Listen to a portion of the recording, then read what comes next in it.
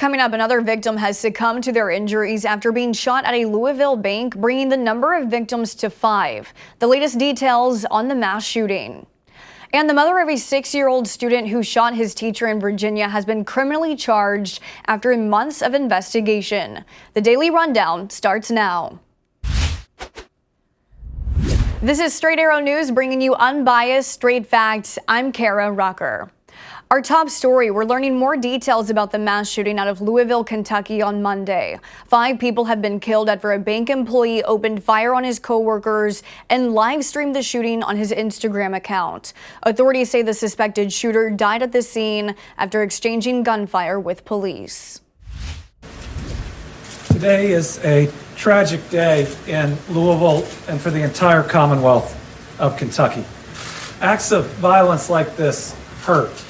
They tear at the fabric of who we are, at our society, at our state, at our country, and this city. The death toll increased to 5 after one of the victims later died at the hospital. The victims were between the ages of 40 and 64. 4 of the 5 are known to have been employees at the bank. At least 8 other people were injured, some in critical condition, including newly sworn-in police officer Nicholas Wilt, who joined the department a week and a half ago. Law enforcement was able to arrive on the scene within 3 minutes of shots fired. Police say the shooter was carrying a rifle. An investigation into the motive is still ongoing. The mother of a 6-year-old who shot his teacher in Virginia is now facing criminal charges. The mother is expected to turn herself into authorities sometime this week. In January, Deja Taylor's 6-year-old son brought a gun to school and shot his teacher, leaving her in the hospital with gunshot wounds to her hand and chest.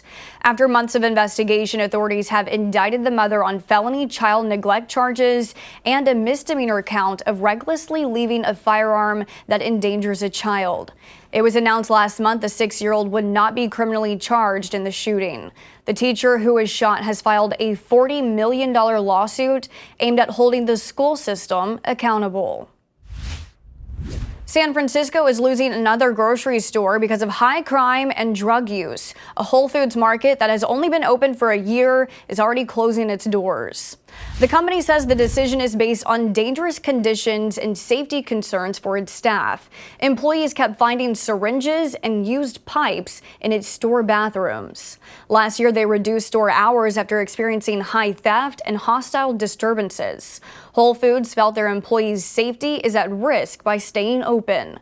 Employees at the local branch will have the opportunity to transfer to other stores. Several small businesses in the same vicinity of San Francisco have already closed their doors or moved locations, citing high crime. Juul Labs will pay nearly $8 million to settle a West Virginia lawsuit that alleges the company marketed its vaping products to underage users. The lawsuit accused Juul of engaging in unfair or deceptive practices in the design, manufacturing, and sale of e-cigarettes. Last year, the San Francisco-based company agreed to pay nearly $440 million to settle a legal battle after an investigation by 33 states alleged the company had targeted its products to teenagers. The Biden administration is set to unveil strict pollution limits this week in order to meet its green energy goals. The Environmental Protection Agency is expected to release new proposed regulations tomorrow that would require more than half of new vehicles sold in the U.S. be electric by 2030. The proposal would set greenhouse gas emissions limits for 2027 through 2032 passenger vehicles. Electric vehicles accounted for 7% of car sales in the first quarter of this year. Someone thought it would be a good idea to send an AI bot on a mission to take down humanity, and the bot is doing as it was told. Chaos GPT was asked to destroy humanity and establish global dominance.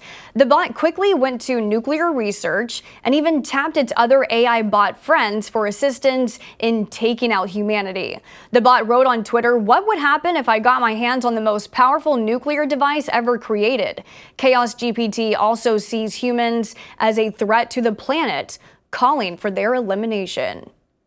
While some consider it fun and games, others, including major tech players, are calling for a pause to any further development, citing profound risk to society and humanity. These are your top stories. Thanks for watching the Daily Rundown. We're on a mission to bring back trustworthy journalism by serving only you, not an agenda. Be sure to check out more of our work at straightarrownews.com. We'll see you back here tomorrow. Until then, I'm Kara Rucker. Have a great day.